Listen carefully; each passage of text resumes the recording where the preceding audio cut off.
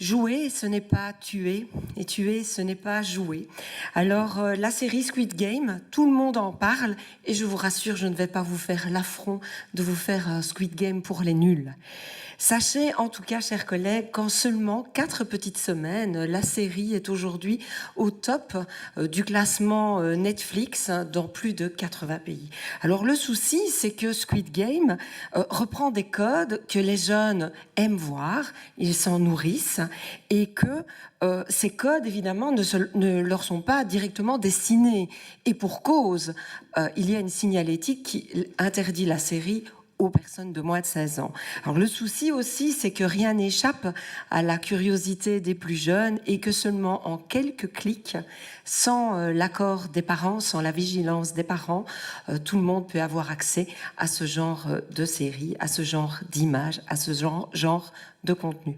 Alors, Madame la Ministre, nombreux sont les enfants qui regardent la télévision, les séries, peu importe, sur les plateformes, sans l'accord de leurs parents. Et évidemment, avec cette série, on l'a vu, et il y aura des questions destinées à votre collègue, Madame Désir, par la suite. Ces enfants dupliquent dans les cours de récréation ce qu'ils ont vu, ce qu'ils ont cru comprendre.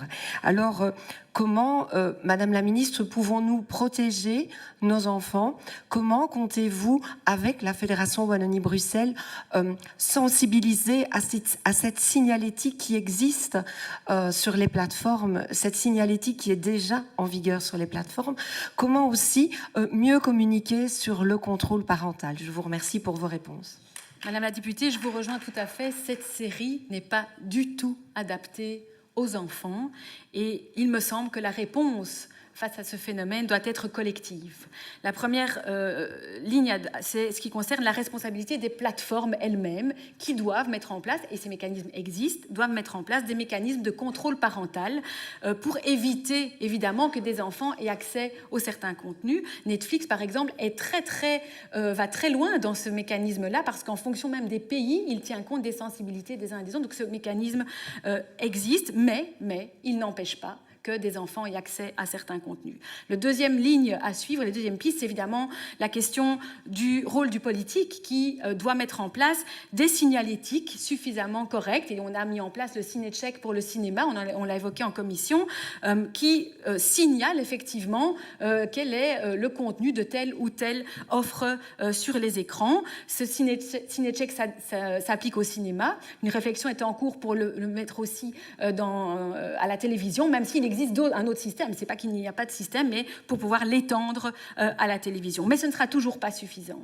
Et je pense qu'il y a encore d'autres champs à explorer. Il y a évidemment la question du dialogue et de l'accompagnement des enfants, qui peut se faire et qui doit se faire entre autres par les parents, mais qui peut aussi se faire via un processus d'éducation aux médias, même en dehors des écoles. Et donc là, il y a un plan qui est en train d'être mis en place, on en parle souvent. Et puis il y a évidemment le contexte de l'école, je pense que ma collègue y reviendra, parce que je pense aussi que les enseignants, les éducateurs, les éducatrices peuvent être des relais aussi vers les parents et pouvoir jouer un rôle dans cet accompagnement des enfants, évidemment au service de leur protection. Je vous remercie.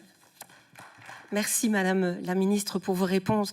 Effectivement, je sais que l'éducation aux médias est un sujet qui vous tient à cœur. Vous savez à quel point il nous tient à cœur également au niveau du groupe socialiste. Et je ne peux que me réjouir de ce plan à l'éducation des médias qui nous sera soumis.